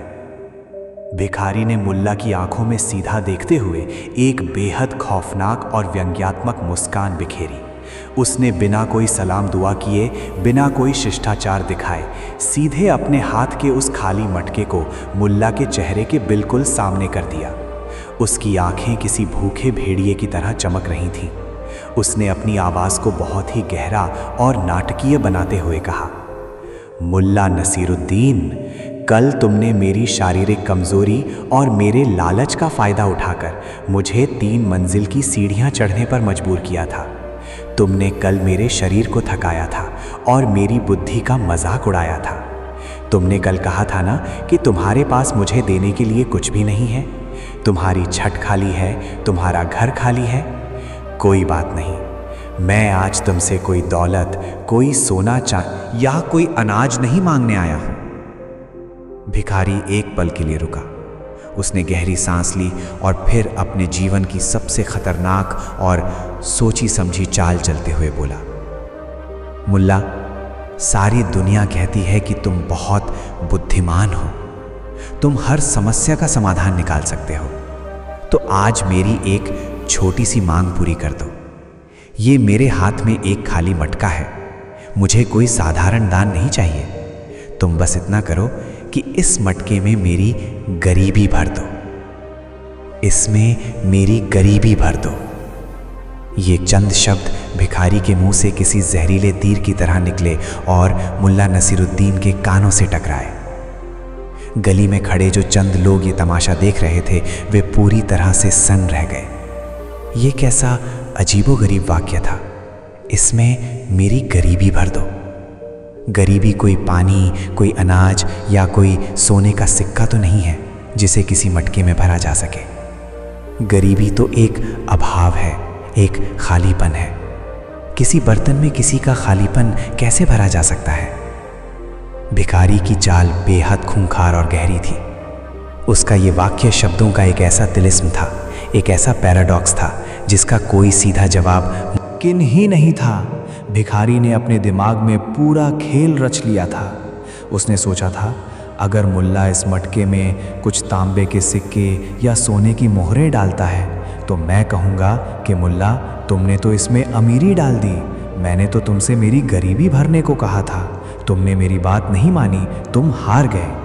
और अगर मुल्ला इसमें कुछ थोड़े बहुत पैसे डालकर कहता है कि इससे तुम्हारी गरीबी मिट जाएगी, तो मैं कहूँगा कि मेरी गरीबी तो बहुत बड़ी है, ये चंद सिक्के मेरी गरीबी को कैसे भर सकते हैं? मटका तो अभी भी आधा खाली है। और अगर मुल्ला ये कहता है कि गरीबी को मटके में नहीं भरा जा सकता, तो मैं पूरे शहर में ढिंढोरा पीटूंगा कि दुनिया का सबसे बुद्धिमान इंसान एक छोटे से मटके को भी नहीं भर सका। मुल्ला का सारा ज्ञान झूठा है। भिखारी अपनी इस मानसिक विजय की कल्पना करके अंदर ही अंदर खुशी से पागल हो रहा था। उसे लग रहा था कि उसने मुल्ला नसीरुद्दीन के गले में एक ऐसा फंदा डाल दिया है जिसे मुल्ला अपनी किसी भी दार्शनिक कैंची से नहीं काट सकते। दोस्तों, कहानी के इस सबसे नाजुक और रोमांचक मोड़ पर ज़रा अपने दिमाग के घोड़ों को दौड़ाइए। अगर आप मुल्ला नसीरुद्दीन की जगह उस दरवाजे पर खड़े होते और कोई आपसे आकर कहता कि इस खाली मटके में मेरी गरीबी भर दो, तो आपका जवाब क्या होता? आप उस मटके में क्या डालते? क्या कोई ऐसा तरीका है जिससे इस असंभव सी पहेली को सुलझाया जा सके? इंसान के शब्द कितने खतरनाक हो सकते हैं, ये इस भिखारी ने साबित कर दिया है। अगर आपको ये कहानी अपने दिमाग की कसरत करवा रही है और आपको सोचने पर मजबूर कर रही है, तो अभी इस वीडियो को लाइक करें और कमेंट बॉक्स में अपनी सूझबूझ का प्रमाण देते हुए बताएं कि मुल्ला को इस मटके में क्या डालना चाहिए। क्या मुल्ला हार मान लेंगे? आपके जवाब का हमें इंतज़ार रहेगा। और हाँ, ऐसी ही दिमागी कसरत वाली और जीवन का फ़लसफ़ा सिखाने वाली कहानियों के लिए हमारे चैनल कर्मा स्टोरीज़ को सब्सक्राइब करना बिल्कुल ना भूलें। अब चलिए देखते हैं कि उन शब्दों के जाल में फंसने के बाद मुल्ला नसीरुद्दीन ने क्या किया। मुल्ला नसीरुद्दीन ने भिखारी के उन शब्दों को बहुत ध्यान से सुना। उनके तेज़ दिमाग ने महज कुछ ही सेकंड में भिखारी के उस पूरे मकड़जाल का विश्लेषण कर लिया। मुल्ला तुरंत समझ गए कि ये भिखारी कोई दान नहीं मांग रहा है, बल्कि ये शब्दों की बाजीगरी कर रहा है। ये मटका सिर्फ एक मिट्टी का बर्तन नहीं है, बल्कि ये इस भिखारी के असीमित लालच, उसकी अतृप्त इच्छाओं, तृष्णा और उसके अहंकार का भौतिक रूप है। गरीबी भर दो का असल मतलब है मेरे लालच को भर दो। मुल्ला नसीरुद्दीन को गुस्सा नहीं आया, बल्कि उनके हृदय में उस भिखारी के लिए एक अजीब सी करुणा पैदा हुई। उन्होंने सोचा, इंसान अपने अहंकार और लालच में कितना अंधा हो जाता है कि वो अपनी ही बर्बादी के जाल बुनने लगता है। ये मूर्ख ये नहीं समझ पा रहा है कि गरीबी पैसों की कमी का नाम नहीं है। गरीबी तो मन के उस खालीपन का नाम है जो कभी किसी भौतिक वस्तु से नहीं भरता। जो इंसान सब कुछ पाकर भी और पाने की इच्छा रखता है, वो दुनिया का सबसे बड़ा गरीब है। और ये भिखारी आज अपनी उसी सबसे बड़ी और लाइलाज गरीबी को इस छोटे से मटके में लेकर मेरे पास आया है। मुल्ला के चेहरे पर एक बहुत ही रहस्यमयी, सौम्य और असीम शांति वाली मुस्कान छा गई। उन्होंने भिखारी की आंखों में देखा, जो अभी भी अपनी जीत के नशे में चमक रही थी।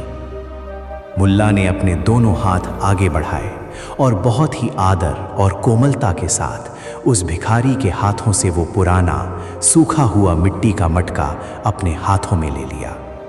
मटके को अपने हाथों में लेते ही मुल्ला को उसकी खुरदरी सतह का एहसास हुआ। वो मटका अंदर से बिल्कुल खाली था, लेकिन मुल्ला को उसमें दुनिया भर की वासनाओं और लालच का बोझ महसूस हो रहा था। मुल्ला ने उस मटके को घुमाकर देखा, उसके अंदर झांका और फिर भिखारी की तरफ देखकर अपनी उस चिरपरिचित मीठी और जादुई आवाज में कहा, मेरे भाई, तुमने मुझसे एक बहुत ही गहरी और खूबसूरत चीज मांगी है। लोग मुझसे सोना मांगते हैं, चांदी मांगते हैं, दुआएं मांगते हैं, लेकिन आज तक किसी ने मुझसे अपनी गरीबी भरने को नहीं कहा। ये मटका सच में बहुत खास है, और तुम्हारी ये मांग, ये तो उससे भी ज्यादा खास है। तुम बिल्कुल सही जगह आए हो। तुम्हारी ये गरीबी मैं जरूर भरूंगा। लेकिन मुल्ला एक पल के लिए रुके। भिखारी की मुस्कान थोड़ी सी सिकुड़ी। लेकिन क्या? भिखारी ने कुछ संदेह के साथ पूछा। मुल्ला ने अपनी आंखें हल्की सी बंद की और कहा, लेकिन तुम्हारी ये गरीबी कोई आम गरीबी नहीं है, इसलिए इसे किसी आम तरीके से या आम चीज़ों से नहीं भरा जा सकता। इसे भरने के लिए मुझे अपनी सारी बुद्धिमानी, अपने सारे जीवन का अनुभव और उस परमपिता परमात्मा के दिए हुए सत्य का इस्तेमाल करना होगा। तुम यहीं इसी दरवाजे पर रुको, मैं इस मटके को लेकर अंदर जाता हूँ और इसमें तुम्हारी वो गरीबी भर कर लाता हूँ जो इसके बाद तुम्हें जीवन में कभी भी किसी के भी सामने हाथ फैलाने नहीं देगी। ये मटका आज एक ऐसी चीज से भरेगा जो तुम्हारे जीवन के सारे भ्रम तोड़ देगी। भिखारी ये सुनकर थोड़ा चकराया, लेकिन उसका अहंकार अभी भी हावी था। उसने सोचा, चाहे जो कर लो मुल्ला, चाहे अंदर जाकर कोई जादू टोना कर लो, लेकिन तुम मेरे इस वैचारिक चक्रव्यूह से बाहर नहीं निकल पाओगे। अगर तुम खाली मटका लाए तो तुम्हारी हार, और अगर तुमने इसमें कुछ भी डाला तो भी तुम्हारी हार। मैं यहीं खड़ा हूँ, देखता हूँ तुम्हारा ये ज्ञान आज तुम्हारी इज्जत कैसे बचाता है। भिखारी ने अपने दोनों हाथ सीने पर बांध लिए और एक विजेता की तरह दरवाजे से टेक लगाकर खड़ा हो गया। ठीक है मुल्ला नसीरुद्दीन, भिखारी ने एक व्यंग्यात्मक आवाज में कहा, जाओ ले आओ अपनी सारी बुद्धिमानी। मैं भी तो देखूं कि तुम्हारी बुद्धिमानी का रंग कैसा है और वो मेरे इस मटके को कैसे भरती है। मैं यहीं तुम्हारा इंतजार कर रहा हूं। मुल्ला नसीरुद्दीन ने मटके को दोनों हाथों से पकड़ा और वे वापस अपने घर के अंदर चले गए। उन्होंने वो भारी लकड़ी का दरवाजा अपने पीछे से बंद कर लिया। दरवाजा बंद होते ही बाहर खड़ा भिखारी और गली में खड़े वो चंद राहगीर एक अजीब सी बेचैनी का शिकार हो गए। हर किसी के मन में ये सवाल था कि मुल्ला नसीरुद्दीन अंदर क्या करने गए हैं। मुल्ला उस खाली मटके में ऐसा क्या डालने वाले हैं जो उस भिखारी की गरीबी को भर दे। क्या मुल्ला उस मटके में राख डालेंगे, क्या पानी डालेंगे, क्या कोई पुरानी किताब डालेंगे, या मुल्ला सच में अपनी हार मानकर अंदर ही बैठे रहेंगे और बाहर ही नहीं आएंगे। घर के अंदर मुल्ला नसीरुद्दीन अपने आंगन में शांत खड़े थे। उनके हाथों में वो मटका था। मुल्ला ने उस मटके को बहुत ध्यान से देखा। उन्हें पता था कि अगर उन्होंने इस मटके में यास की सारी दौलत भी डाल दी तो भी इस भिखारी का लालच और इसका अहंकार कभी नहीं भरेगा। मुल्ला को एक ऐसा जवाब देना था जो सिर्फ उस भिखारी को नहीं बल्कि दुनिया के हर उस इंसान को एक सबक दे जो अपनी इच्छाओं का गुलाम है। मुल्ला की नज़र आंगन के कोने में रखे उनके औजारों पर पड़ी। उनके दिमाग में एक ऐसा विचार कौन था जो इतिहास के पन्नों पर हमेशा के लिए स्वर्ण अक्षरों में दर्ज होने वाला था। मुल्ला ने अपनी बुद्धिमानी का वो अस्त्र निकाल लिया था जो उस भिखारी के शब्दों के जाल को उसी पल काट कर रख देने वाला था। उन्होंने मटके को पकड़ा और उस अंतिम फैसले की तैयारी करने लगे। क्या मुल्ला उस मटके में कुछ ऐसा डालने वाले हैं जो कभी किसी ने नहीं देखा? क्या मुल्ला उस भिखारी के अहंकार को हमेशा के लिए चकनाचूर कर देंगे? और सबसे बड़ा सवाल, कहानी के शुरू में मैंने आपको इस मटके के बारे में एक रहस्यमयी तथ्य बताने का वादा किया था। वो तथ्य, वो भयानक सच क्या है जो इस मटके से जुड़ा हुआ है?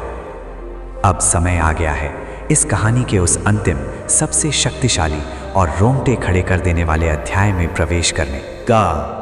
एक ऐसा फैसला जो आपको जीवन की एक ऐसी सीख देगा जिसे आप ताउम्र नहीं भूल पाएंगे। तो अपनी सांसें थाम लीजिए, क्योंकि मुल्ला नसीरुद्दीन अब वो मटका लेकर बाहर आने वाले हैं और जो कुछ भी अब होगा वो इंसान के सोचने के तरीके को हमेशा के लिए बदल कर रख देगा। आइए चलते हैं इस महाकाव्य जैसी कहानी के अंतिम और सबसे अद्भुत भाग की ओर। सूरज की तपिश अब अपने सबसे भयंकर और चरम बिंदु को पार कर चुकी थी। आसमान से बरसती हुई वो आग अब सिर्फ शरीर को ही नहीं बल्कि इंसानी धैर्य को भी झुलसा रही थी। मुल्ला नसीरुद्दीन के घर के बाहर वाली उस धूल भरी, पुरानी और संकरी गली में समय जैसे पूरी तरह से ठहर सा गया था। हवा का एक झोंका तक नहीं चल रहा था। गली में खड़े मुट्ठी भर राहगीर जो कुछ देर पहले तक अपने अपने गंतव्य की ओर जाने की जल्दी में थे, वे सब अब बुत बनकर मुल्ला के उस पुराने, नक्काशीदार और भारी लकड़ी के बंद दरवाजे को एकटक घूर रहे थे। उस बंद दरवाजे के ठीक सामने वो धूर्त भिखारी खड़ा था। उसकी छाती किसी ऐसे विजयी योद्धा की तरह चौड़ी थी जिसने अभी अभी कोई बहुत बड़ा युद्ध जीत लिया हो। के सूखे हुए होठों पर एक बेहद चालाक, कुटिल और अहंकारी मुस्कान पूरी तरह से चिपक गई थी। उसकी आंखें दरवाजे की छोटी छोटी दरारों से अंदर झांकने की लगातार कोशिश कर रही थीं। उसके माथे पर पसीने की बूंदें चमक रही थीं। लेकिन आज उसे उस गर्मी की कोई परवाह नहीं थी। उसके मन के भीतर विचारों का एक भयंकर और उन्मादी तूफान चल रहा था। उसे अब पूरा यकीन हो चुका था कि आज उसने अपने शब्दों के जाल से दुनिया के सबसे चतुर, सबसे हाजिर जवाब और सबसे ज्ञानी इंसान को एक ऐसे दलदल में धकेल दिया है जहां से बाहर निकलने का कोई रास्ता, कोई विज्ञान और कोई तर्क मौजूद ही नहीं है। इसमें मेरी करीबी भर दो। ये वाक्य कोई साधारण मांग नहीं थी, ये कोई दान की पुकार नहीं थी। ये एक ऐसा दार्शनिक फंदा था, एक ऐसा पैराडॉक्स था जिसे दुनिया की कोई भी कैंची नहीं काट सकती थी। भिखारी मन ही मन अपनी इस भव्य जीत का जश्न मना रहा था। उसके दिमाग में मुल्ला के अपमान की तस्वीरें तैर रही थी। उसे लग रहा था कि अब जब मुल्ला उस दरवाजे से बाहर आएंगे तो उनके चेहरे पर हार की कालिक पुती होगी, उनकी गर्दन शर्म से झुकी होगी और वो पूरे शहर, पूरी भीड़ के सामने अपनी अज्ञानता और अपनी हार को स्वीकार करेंगे। वो भिखारी आज खुद को सिकंदर से भी बड़ा समझ रहा था, लेकिन बाहर की ये सुबलती हुई बेचैनी और भिखारी के इस खोखले अहंकार से बिल्कुल बेखबर उस बंद दरवाजे के पीछे घर के शांत, ठंडे और एकांत आंगन में एक बिल्कुल ही अलग इतिहास रचा जा रहा था। मुल्ला नसीरुद्दीन अपने घर के आंगन के बिल्कुल बीचों बीच खड़े थे। उनके हाथों में भिखारी का दिया हुआ वो पुराना सूखा हुआ मिट्टी का खाली मटका था। मुल्ला के चेहरे पर कोई शिकन नहीं थी, कोई घबराहट या हार का कोई नामो निशान नहीं था, बल्कि उनकी आंखों में एक असीम करुणा, ब्रह्मांड के सबसे गहरे सत्यों का ज्ञान और एक ऐसी शांति छलक रही थी जो सिर्फ उसी इंसान के पास हो सकती है जिसने जीवन के हर मोह और हर लालच को जीत लिया हो। वे उस मटके को देखकर बहुत ही रहस्यमयी तरीके से मुस्कुराए। मुल्ला की नज़रें आम इंसानों जैसी नहीं थीं। वे जानते थे कि ये मटका सिर्फ मिट्टी से बना हुआ एक बेजान बर्तन नहीं है। ये मटका उस भिखारी के अहंकार का भौतिक रूप है। ये मटका उसके असीमित लालच, उसकी काम चोरी, उसकी ठगी और उसके उस अतृप्त मन का सबसे बड़ा प्रतीक है जो दुनिया भर की दौलत पाकर भी हमेशा भूखा ही रहता है।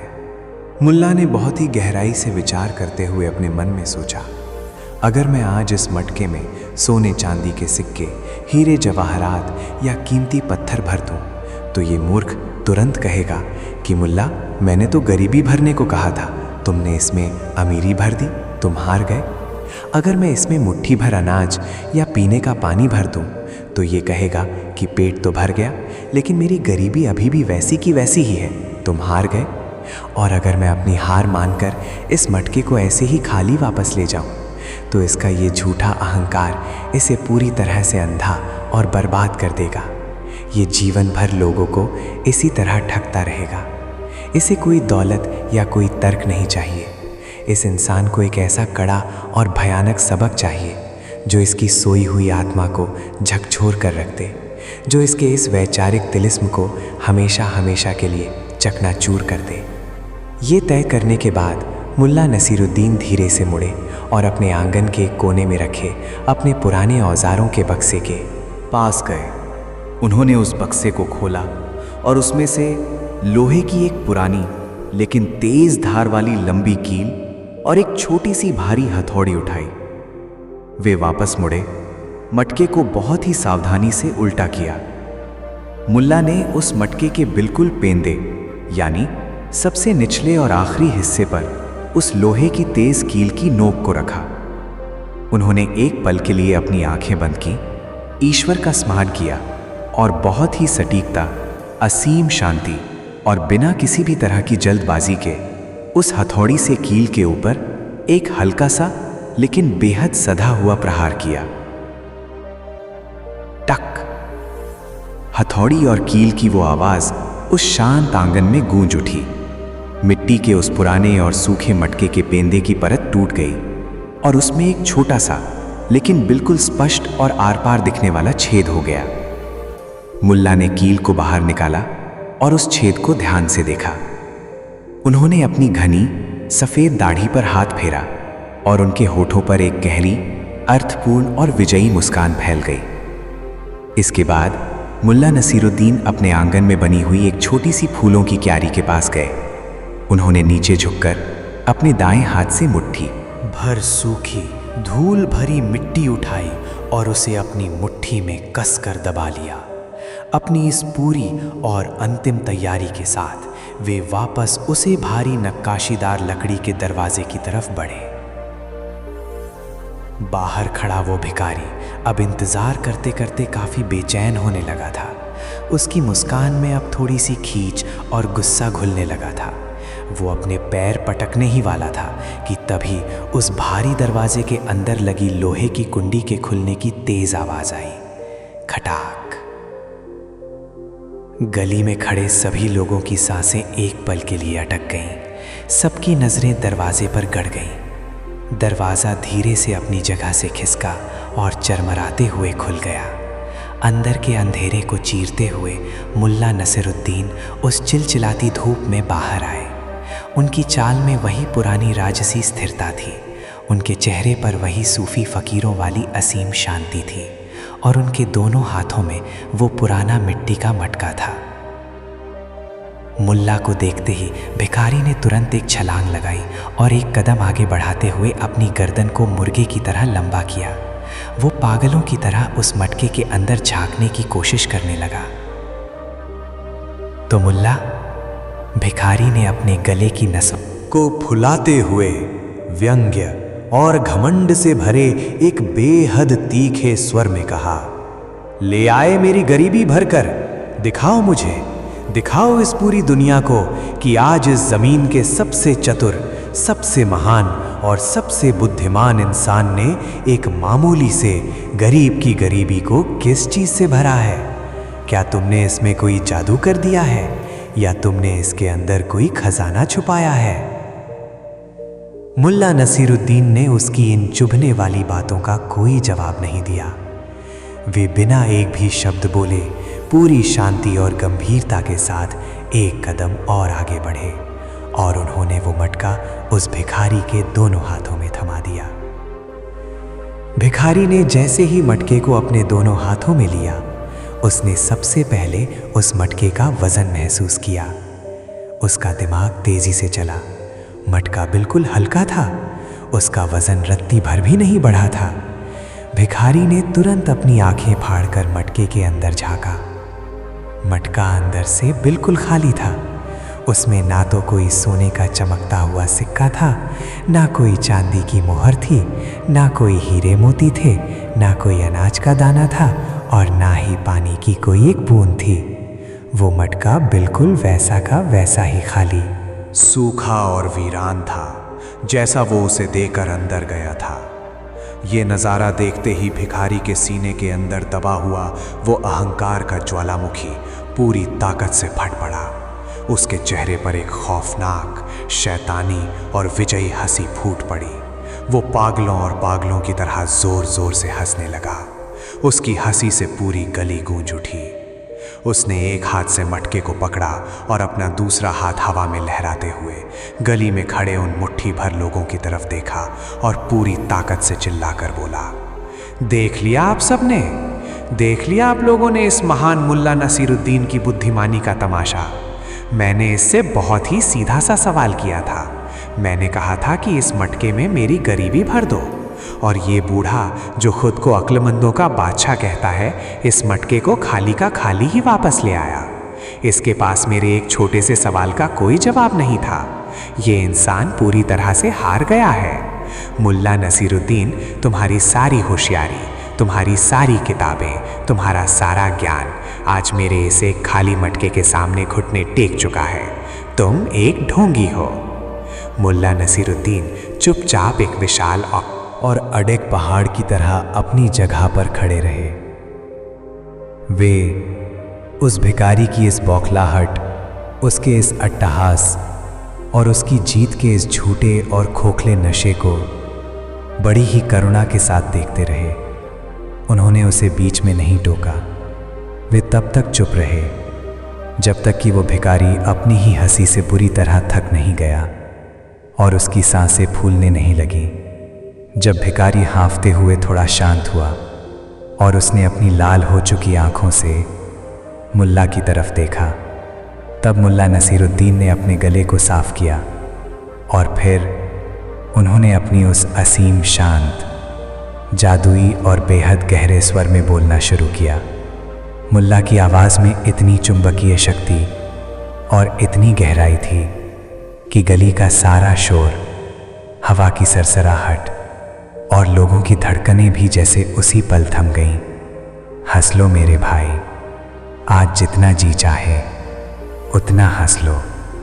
मुल्ला ने बहुत ही कोमलता और स्नेह के साथ कहा, अपनी इस जीत की खुशी मना लो।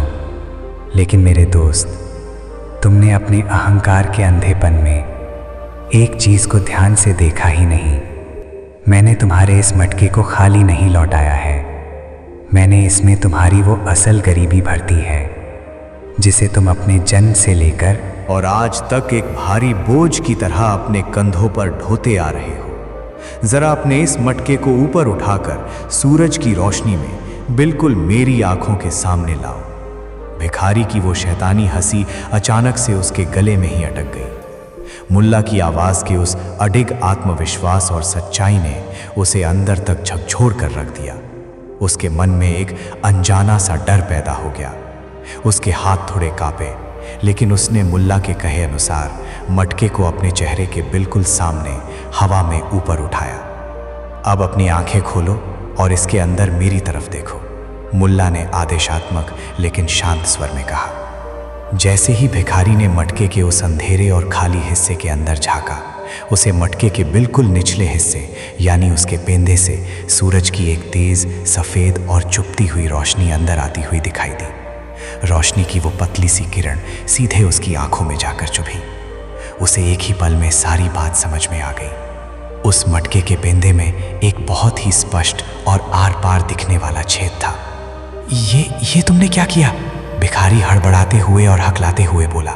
उसके चेहरे का रंग पल मैं सफेद पड़ गया। तुमने मेरे मटके में छेद क्यों कर दिया? तुमने इसे नीचे से फोड़ दिया है। तुमने मेरा मटका तोड़ दिया। मुल्ला नसीरुद्दीन ने अपना दायां हाथ आगे बढ़ाया। उन्होंने उस हाथ की मुट्ठी को खोला जिसमें उन्होंने अपने घर के आंगन से लाई हुई वो सूखी और धूल भरी मिट्टी कसकर दबा रखी थी।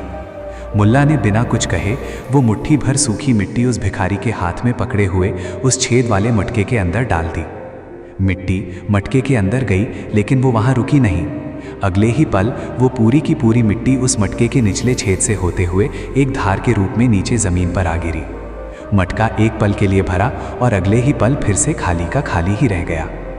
मुल्ला नसीरुद्दीन ने अपनी गहरी और पारदर्शी आंखें उस भिखारी की फटी हुई और डरी हुई आंखों में गड़ा दी और फिर मुल्ला ने एक ऐसा परम सत्य बोला जिसने दुनिया के सारे धर्मों, सारे ग्रंथों और ब्रह्मांड के सारे फलसफों को उस छोटी सी तपती हुई गली में लाकर खड़ा कर दिया।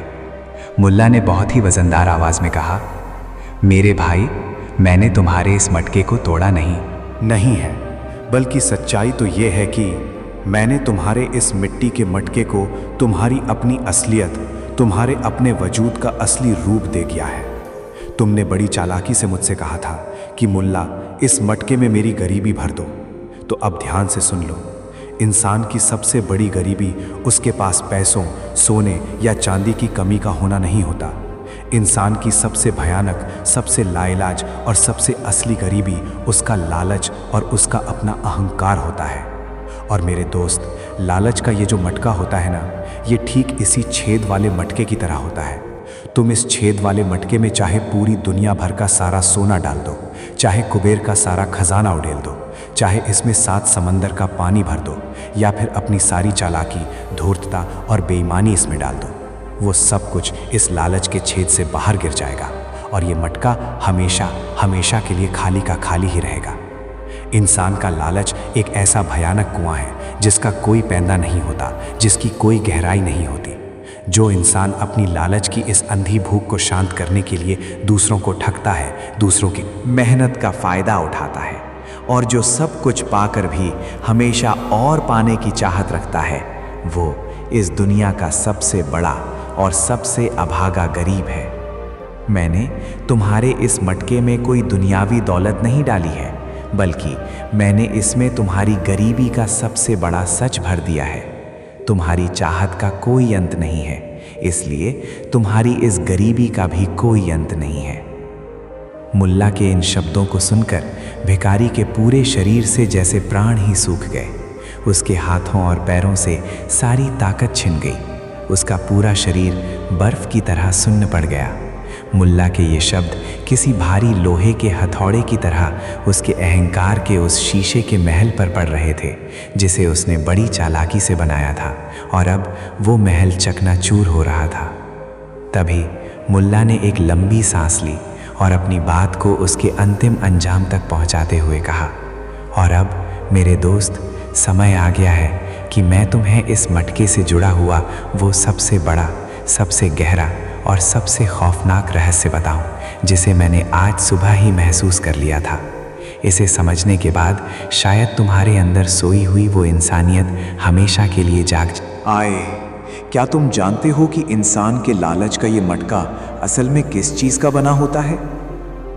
पूरी गली में ऐसा पिन ड्रॉप सन्नाटा छा गया था कि अगर एक सुई भी जमीन पर गिरती तो उसकी आवाज बादलों की गरज जैसी लगती।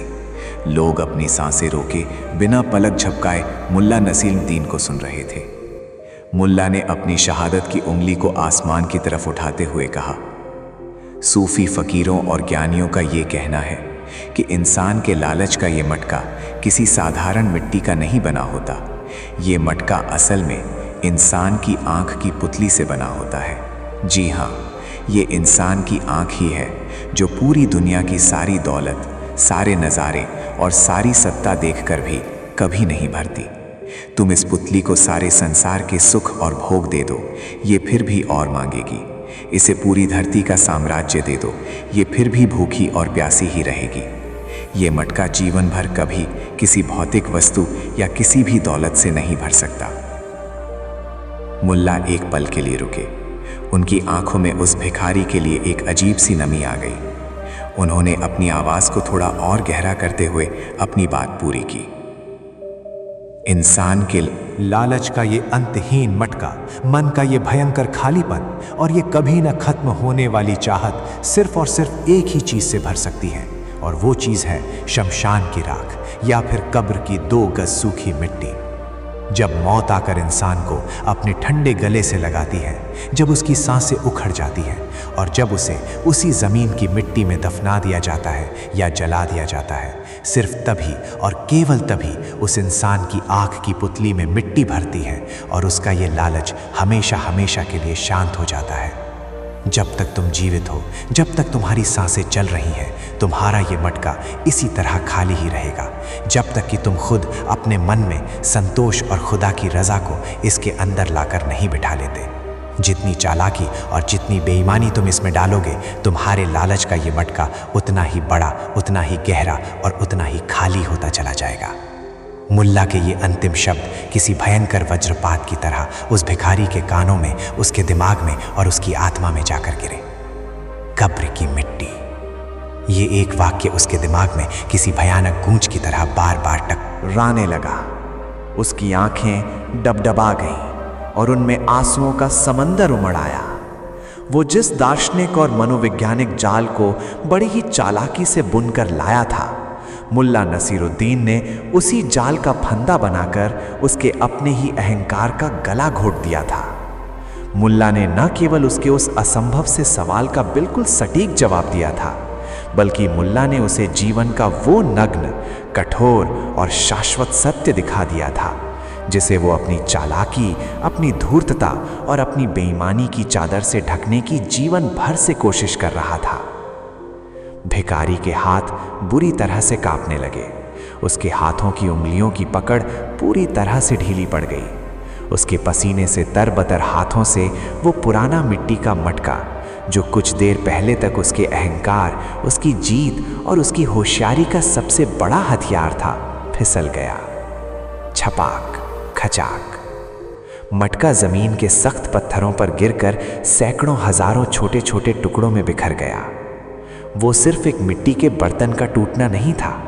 उस टूटते हुए मटके के हर एक टुकड़े के साथ उस भिखारी का सारा झूठा अहंकार, उसकी सारी धूर्तता, उसकी वो चालाक बुद्धि और उसके मन में बसा हुआ वो शैतान भी पूरी तरह से टूटकर, बिखर कर उस गली की धूल में मिल गया था। भिखारी के घुटनों ने जवाब दे दिया। वो धड़ाम से मुल्ला नसीरुद्दीन के पैरों में गिर पड़ा। उसने मुल्ला के दोनों पैरों को अपने हाथों से कसकर पकड़ लिया और अपना सिर उनके कदमों में रख दिया। उसकी आंखों से एक ऐसी धार बह निकली जो रुकने का नाम ही नहीं ले रही थी। वो छोटे बच्चों की तरह सुबकते हुए और फूट फूट कर रोने लगा।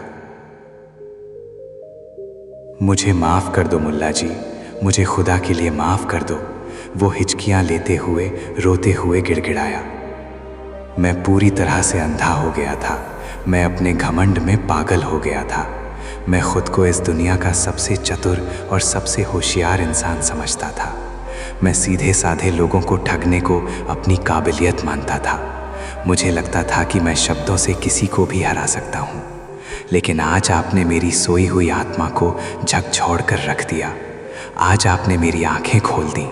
सच में मुल्ला जी, मेरा लालच एक ऐसा छेद था जिसने मुझे अंदर से पूरी तरह खोखला कर दिया था। मैं बाहर से इंसान था, लेकिन अंदर से एक भूखा भेड़िया था। न चुका था। मैं आज आपके सामने कसम खाता हूँ कि आज के बाद मैं कभी किसी को धोखा नहीं दूंगा। मैं मेहनत करूँगा, लेकिन लालच नहीं करूँगा। मुझे अपनी शरण में ले लीजिए, मुझे अपना शिष्य बना लीजिए। मुल्ला नसीरुद्दीन के चेहरे पर एक बहुत ही प्यारी और दिव्य मुस्कान आ गई। उन्होंने नीचे झुककर अपने दोनों हाथों से उस रोते हुए भिखारी को कंधों से पकड़ा और उसे पूरे आदर और सम्मान के साथ ज़मीन से उठाया। मुल्ला ने अपने ही हाथों से उसके आंसुओं से भीगे हुए चेहरे को पोंछा और फिर उसे अपने गले से लगा लिया। मुल्ला की आंखों में कोई घमंड नहीं था, बल्कि वही करुणा थी जो ईश्वर को अपने भटके हुए लेकिन घर वापस लौट आए बंदों के लिए होती है। गली में खड़े लोग इस अद्भुत, अलौकिक, हृदय विदारक और जीवन को बदल देने वाले दृश्य को देखकर पूरी तरह से मंत्रमुग्ध रह गए थे। किसी की भी आंखें सूखी नहीं थीं। हर इंसान की आंखों से आंसू बह रहे थे। सभी को ये बात बहुत अच्छी तरह से समझ आ गई थी कि मुल्ला नसीरुद्दीन की बुद्धिमानी सिर्फ लोगों को तर्कों में हराने या उन्हें नीचा दिखाने के लिए नहीं है। मुल्ला की बुद्धिमानी तो भटके हुए इंसानों की मरी हुई आत्माओं को जगाने और उन्हें सही रास्ता दिखाने का एक ईश्वरीय साधन है। मुल्ला ने आज उस भिखारी को किसी युद्ध में नहीं हराया था, बल्कि उन्होंने अपने ज्ञान, अपने धैर्य और अपनी करुणा से उस भिखारी को हमेशा के लिए जीत लिया था। उन्होंने उसे उसके अपने ही लालच की जेल से हमेशा के लिए आज़ाद कर दिया था। लालच और चालाकी पर ज्ञान और संतोष की ये अकल्पनीय जीत इतिहास के पन्नों में हमेशा हमेशा के लिए स्वर्ण अक्षरों में दर्ज हो गई। वो ज़मीन पर बिखरा हुआ मटका इस बात का सबसे बड़ा गवाह बन गया कि इंसान चाहे कितनी भी चालाकी कर ले, चाहे कितने भी शब्दों की जाल बुन ले, लेकिन सत्य, ज्ञान और संतोष के आगे उसकी हर चाल, हर धूर्तता हमेशा धरी की धरी ही रह जाती है। तो दोस्तों, कर्मा स्टोरीज़ के इस महाकाव्य जैसे सफ़र के अंत में हम पहुंच चुके हैं। कैसी लगी आपको मुल्ला नसीरुद्दीन और उस चालाक भिखारी के बीच हुई बुद्धि और अहंकार की ये रोंगटे खड़े कर देने वाली, रोमांचक और दिल को गहराई तक छू लेने वाली कहानी? मुल्ला नसीरुद्दीन ने हमें आज ये बहुत ही स्पष्ट रूप से सिखा दिया कि जीवन में चालाकी, धूर्तता और दूसरों को नीचा दिखाने की भावना कभी काम नहीं आती, बल्कि असल समझदारी और जीवन का सच्चा संतोष ही इंसान को महान बनाता है। हम सभी अपने जीवन में लालच के उस छेद वाले मटके को लेकर दौड़ते रहते हैं, उसे पैसे, रुतबे और भौतिक सुखों से भरते रहते हैं, ये भूलकर कि इस मटके का कोई पेंदा नहीं है और अंत में हमें सिर्फ और सिर्फ वो 2 गज मिट्टी ही नसीब होने वाली है। क्या इस कहानी को सुनते हुए किसी पल आपके रोंगटे खड़े हुए? क्या मुल्ला नसीरुद्दीन के उस अंतिम और बेहतरीन जवाब ने, जिसमें उन्होंने लालच के मटके की तुलना आग की पुतली और कब्र की मिट्टी से की, आपके दिल के किसी गहरे तार को छुआ? अगर हाँ, तो इस वीडियो को अभी लाइक करें और अपनी उपस्थिति दर्ज कराएं।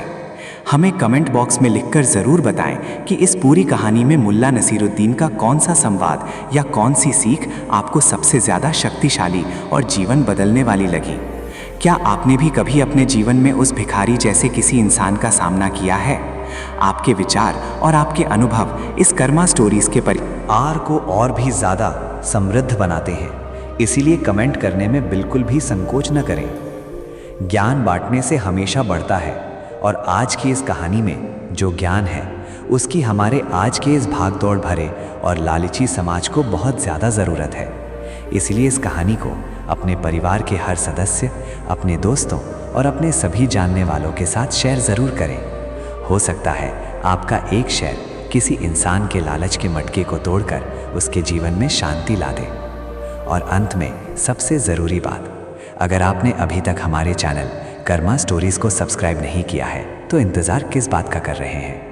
अभी सब्सक्राइब का बटन दबाएं और उसके बगल में बने बेल आइकन को भी प्रेस करके ऑल पर सेट कर लें, ताकि भविष्य में आने वाली ऐसी ही रहस्यमयी, दार्शनिक और जीवन का फलसफा सिखाने वाली ज्ञानवर्धक कहानियों का नोटिफिकेशन आपको सबसे पहले मिल सके। हमेशा याद रखिए, जीवन का असली खजाना किसी मटके में, किसी बैंक के लॉकर में या किसी चालाकी में नहीं छिपा है, बल्कि वो खजाना आपके अपने संतुष्ट, शांत और लालच रहित मन में होता है। अपना, अपने विचारों का और अपनों का बहुत बहुत ख्याल रखिए। मिलते हैं आपसे अगली वीडियो में एक और शानदार, रहस्यमयी और सीख देने वाली कहानी के साथ। तब तक के लिए मुझे दीजिए इजाज़त। अलविदा।